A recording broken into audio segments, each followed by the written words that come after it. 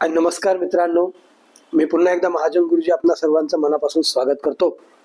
मित्रांनो, महाशिवरात्रीच्या पर्व काळावरती वेगवेगळ्या प्रहर पूजा शिव महापुराणात वर्णन केलेले आहेत. त्यातील सर्वश्रेष्ठ हे 4 प्रहर, ज्याला याम पूजा किंवा याम प्रहर असं म्हटलं जातं.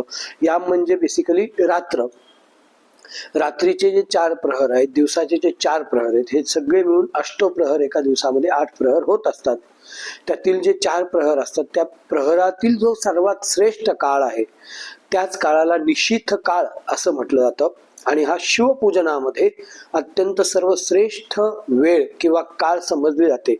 त्यातीलही जो महाशिवरात्रीचा काळ आहे, जो पर्व काळ आहे, ज्यामध्ये शिव आणि पार्वती या दोघांचा विवाहाचा काळ म्हटला जातो, किंवा शिव आणि शक्ती यांच्या संमिलनाचा जो काळ म्हटला जातो, यांच्या एकत्रीकरणाचा जो श्रेष्ठतम काळ म्हटला जातो, त्यालाच श्री महाशिवरात्री असं म्हटलं जातं. आणि त्यातील जी मध्यरात्र आहे, सूर्यास्तापासून सूर्योदयाचा जो काळ आहे, त्याचा जो सेंटर पॉइंट असेल किंवा मध्यस्थान असेल, त्यालाच निशीथ काळ असं म्हटलं जातं. या निशीथ काळामध्ये शिवपूजा ही सर्वश्रेष्ठ म्हटलेली आहे. कारण कालरात्री महारात्री मोहरात्रीश्च दारुणा या स्वरूपाचं वर्णन दुर्गा सप्तशती ग्रंथातील रात्री सुक्त नावाच्या एका श्रेष्ठतम स्तोत्रामध्ये आलेलं आहे, ज्यामध्ये ब्रह्मदेव स्वतः देवीची प्रार्थना करतात. विष्णूच्या डोळ्यामध्ये असलेली निद्रा शक्ती आहे, निद्रा देवी तिची प्रार्थना करतात. याप्रमाणे सर्वश्रेष्ठ असणारी शिवरात्र ही शिवाच्या पूजनासाठी श्रेष्ठ म्हटलेली आहे. आणि त्यातील महाशिवरात्र हा तर पर्व काळ आहे. त्या महाशिवरात्रीचा सुद्धा सेंटर पॉइंट, मध्यबिंदू हा निशीथ काळ आहे. या काळाची सर्वश्रेष्ठ जी बेला आहे ती मध्यरात्री 12:28 पासून 1:18 असणार आहे. शिव महापुराणातील कोटिरुद्र संहितेमध्ये या निशीथ काळाचा किंवा याम प्रहर, रात्रीच्या 4 प्रहरांच्या वेगवेगळ्या प्रहर पूजेचा अंतर्भाव किंवा महत्व श्रेष्ठतम पद्धतीने सांगण्यात आलेलं आहे.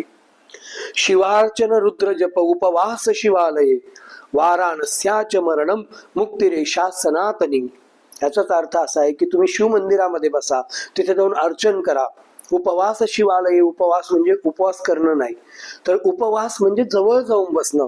श्री शिवशंकराच्या देवालयामध्ये शांतपणे जाऊन बसणं, शिवाचं नामस्मरण करणं.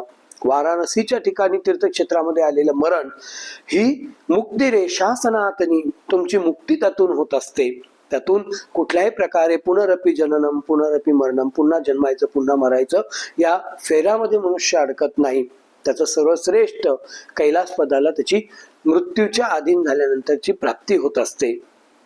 शिव महापुराणातील कोटिरुद्र संहितेतल्या 38व्या अध्यायामध्ये शिव आणि विष्णू या दोघांचा संवाद आहे. आणि त्यामध्ये ह्या निश्चित काळाचं महत्व अत्यंत श्रेष्ठपणे सांगितलेलं आहे. या मध्यरात्रीच्या समयाला शिवतत्व जे असतं, ते शिवतत्व संपूर्ण सृष्टीमध्ये अत्यंत श्रेष्ठ पद्धतीने पसरलेलं असतं आणि त्याची शक्ती आपल्याला सहजतेने प्राप्त होते. तसाही शिव आणि शिव स्वरूप हे प्रत्येक भक्तासाठी प्रत्येक क्षणाला, प्रत्येक समयाला अनुकूल आहे. त्यामुळे आपल्याकडे कुठलं बाणलिंग असेल, नर्मदेश्वर शिवलिंग असेल, कुठल्याही प्रकारचं प्राण प्रतिष्ठा करण्याची आवश्यकता नसते, ते स्वयंभू मानलं जातं. त्याचप्रमाणे शिवतत्व हे स्वयंभू तत्व आहे, ज्याने राक्षसांनाही वरदान दिलं, ज्याने देवालाही वरदान दिलं.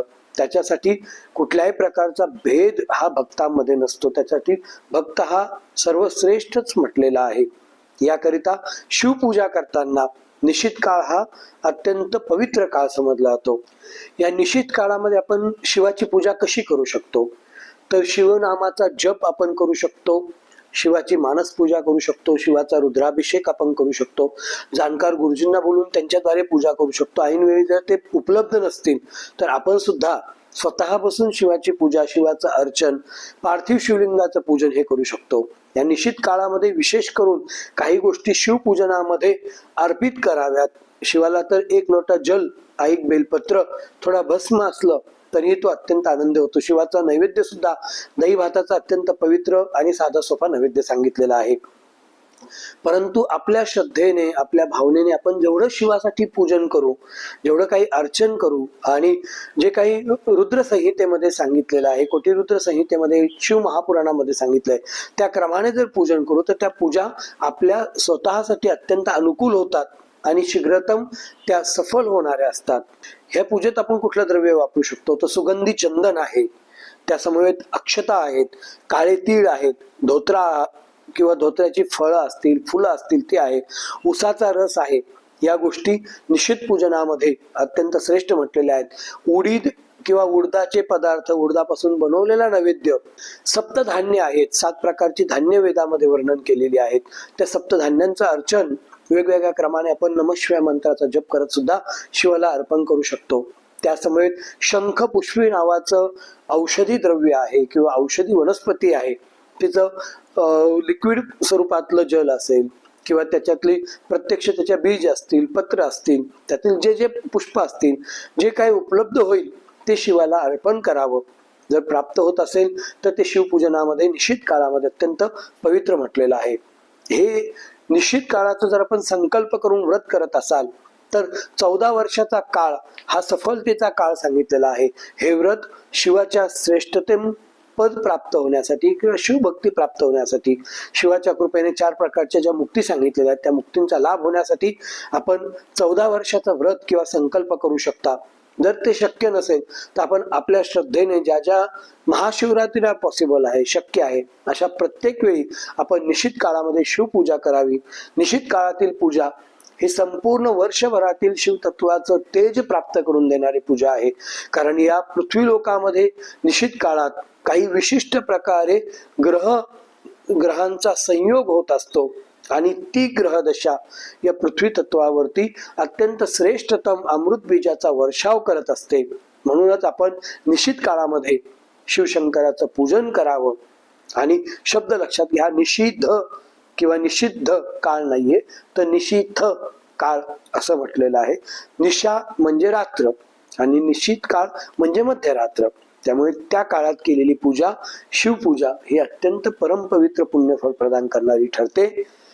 या शिवपूजनामध्ये, या महाशिवरात्रीमध्ये आपणा सर्वांना मनापासून शुभेच्छा. हरिओम आणि नमस्कार.